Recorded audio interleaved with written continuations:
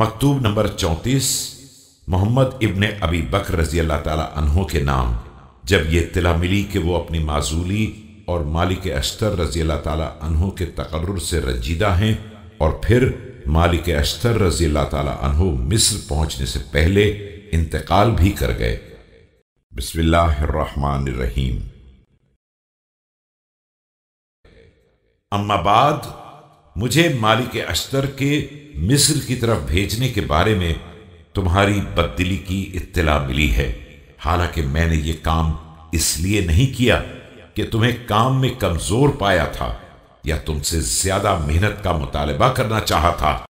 I have come to know of your anger at the posting of Ashtar in your place, but I did not do so because of any shortcoming on your part or to get you to increase your efforts.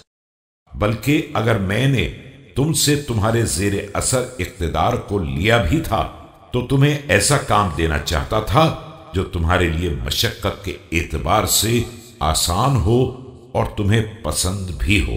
جس شخص کو میں نے مصر کا عامل قرار دیا تھا وہ میرا مرد مخلص اور میرے دشمن کے لیے سخت قسم کا دشمن تھا۔ خدا اس پر رحمت نازل کرے، اس نے اپنے دن پورے کر لیے اور اپنی موت سے ملاقات کر لی۔ ہم اس سے بہرحال راضی ہیں۔ اللہ اسے اپنی رضا عنایت فرمائے اور اس کے ثواب کو مضاعف کر دے۔ اب تم دشمن کے مقابلے میں نکل پڑو اور اپنی بصیرت پر چل پڑو۔ But when I had taken away what was under your authority, I would have placed you at a position which would have been less exacting and more attractive to you. The man whom I have made governor of Egypt was my well-wisher, and very severe and vengeful towards our enemies.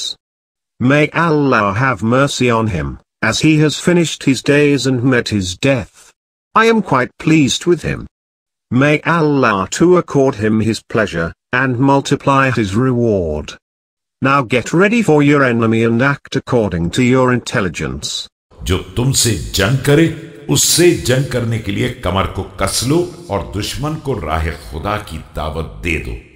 اس کے بعد اللہ سے مسلسل مدد مانگتے رہو کہ وہی تمہارے لیے ہر مہم میں کافی ہے، اور وہی ہر نازل ہونے والی مصیبت میں مدد کرنے والا ہے انشاءاللہ۔ Prepare for fighting him who fights you and calling to the path of Allah. Seek Allah's help exceedingly. If Allah wills, He will assist you in what worries you and help you with what befalls you.